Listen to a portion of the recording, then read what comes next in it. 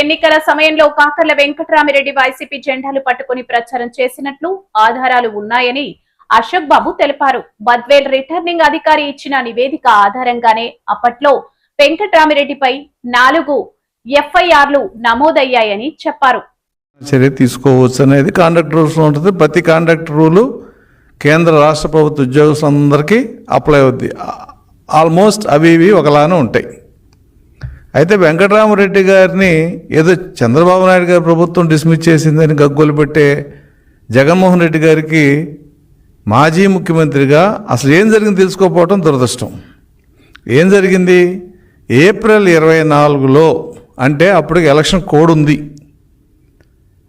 ఈ Kakarla Venkatarami Reddy YSRCP RTC union నాయకుడు చంద్రయ్య కలిపి కడప జిల్లాలో 4 డిపోల్లో ప్రత్యక్షంగా జెండాలు పట్టుకుని వైసీపీకి ఓటేయండి అని చెప్పి పాంప్లెట్లు పంచుతూ డిపోలో ప్రచారం చేశాడు. ఇది జరిగింది ఎప్పుడు? ఏప్రిల్ అంటే 2 ఏప్రిల్ 2024 సంవత్సరంలో. అప్పుడున్న returning officer Kadapa Badvel returning officer collector గారికి రిపోర్ట్ పెట్టాడు. అయ్యే ఈ ఆర్టీసీ ఎంప్లాయీస్ కానీ వెంకటరామిరెడ్డి కానీ ప్రభుత్వ ఉద్యోగులే, వీళ్ళు ఒక పొలిటికల్ పార్టీకి జెండాలు పట్టుకుని బాంప్లెట్ పంపించడం నేరం, దీని మీద తగు చర్య తీసుకోండి అని చెప్పి కలెక్టర్ ఎవరైతే ఈఆర్ఓగా ఉన్నాడో ఆయనకి రిపోర్ట్ పెట్టాడు. రిపోర్ట్ పెడతామే కాదు, ఒక 4 ఎఫ్ఐఆర్లు కూడా రిజిస్టర్ చేశారు వెంకటరామిరెడ్డి ఆర్టీసీ ఎంప్లాయీస్ మీద. ఒక ఎఫ్ఐఆర్ 137/2024 డేటెడ్ 2/4/24. వాళ్ళ మీద ఆ ఎఫ్ఐఆర్లో ఏంటి? ఎన్ఎంయు డిపో సెక్రటరీ వెంకటరామిరెడ్డి, చెల్లా చంద్రయ్య వీళ్ళిద్దరి మీద ఒక ఎఫ్ఐఆర్. అంటే ఎలక్షన్ కోడ్ వయలేషను, ప్రభుత్వ ఉద్యోగిగా ఎలక్షన్ క్యాంపెయిన్ చేయటం 2. అలాగే రెండో ఎఫ్ఐఆర్ 81/2024 ఇది ప్రొద్దుటూరులో పెట్టారు ఆర్టీసీ ఎంప్లాయీస్ అలాగే వెంకటరామిరెడ్డి మీద.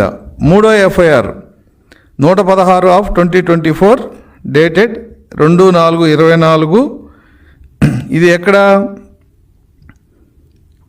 చెల్లా చంద్రయ్య వెంకటరామిరెడ్డి మైదుకూరు పోలీస్ స్టేషన్లో పెట్టారు వీళ్ళిద్దరి మీద.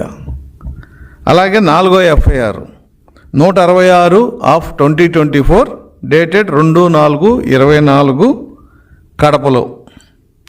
అంటే 4 ఎఫ్ఐఆర్లు ఎక్కడ పెట్టారు? బద్వేలు, కడప, మైదుకూరు, పొద్దుటూరు. 4 డిపోల్లో నువ్వు వైసీపీ నాయకుడు యూనియన్ నాయకుడు చంద్రయ్య కలిపి 4 డిపోల్లో పబ్లిక్గా పాంప్లెట్లు పంచుతూ జెండాలు పట్టుకుని మీరు క్యాంపెయిన్ చేశారు కాబట్టి, ఎలక్షన్ కోడ్ వయలేషన్ చేశారు కాబట్టి అప్పుడున్న రిటర్నింగ్ ఆఫీసర్ 4 ప్లేసుల్లో అంటే బద్వేలు, కడప, మైదుకూరు, పొద్దుటూరు ఈ 4 చోట్ల ఎఫ్ఐఆర్ బుక్ అయినాయి.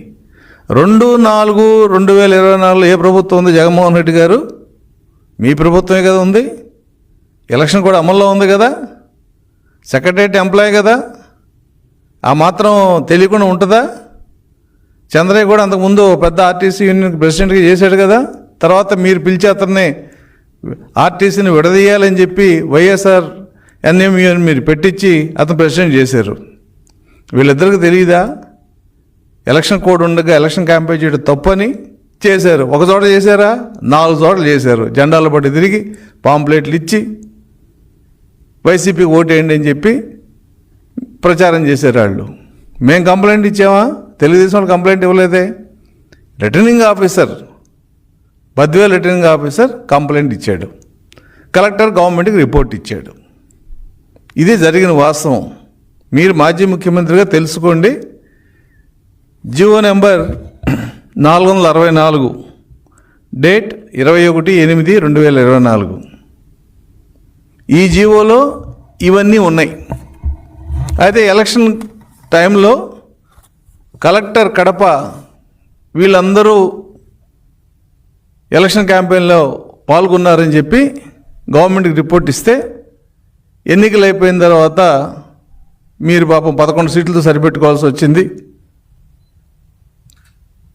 మేము అధికారంలో రాగానే, మా పార్టీ అధికారంలో రాగానే ఏదైతే ఈ రిపోర్ట్ ఉందో రిపోర్ట్ మీద కలెక్టర్ని ఎంక్వైరీ చేయమన్నారు. ఆయన రిపోర్ట్ ఇచ్చాడు. రిపోర్ట్ ఇచ్చిన తర్వాత 18/4/2004లోనే ఆ రిపోర్ట్ వస్తే ఆ రిపోర్ట్ మీద వెంకటరామరెడ్డిని సస్పెండ్ చేశారు. ఎవరు సస్పెండ్ చేశారు? సెక్రటరీ పంచాయతీరాజ్, ఎక్కడో ఆయన పనిచేస్తున్నాడో ఆయనతో పాటు ఆర్టీసీ ఎంప్లాయీస్ని కూడా సస్పెండ్ చేశారు. ఎవరు సస్పెండ్ చేశారు? మీ ప్రభుత్వంలో ఉన్న సెక్రటరీ సస్పెండ్ చేశాడు. 18/4/2004లో ఎవరున్నారు? ఎలక్షన్ కోడ్ ఉంది, మేము లేవు. సస్పెండ్ చేశారు. మిమ్మల్నే కాదు, ఆర్టీసీ ఎంప్లాయీస్ కూడా సస్పెండ్ చేశారు. ఎలక్షన్లు అయినాయి, 11 సీట్లు వచ్చినాయి, మా ప్రభుత్వం వచ్చింది. దీని మీద అనేక రకాలైన పిటిషన్లు, కంప్లైంట్స్ వచ్చినాయి. ప్రభుత్వం వెరిఫై చేసింది. ఎస్, నువ్వు తప్పు చేసావు, వైలేషన్ జరిగింది. ఆ వైలేషన్ ప్రకారం మీ ప్రభుత్వంలోనే చర్యలు ప్రారంభమైనాయి.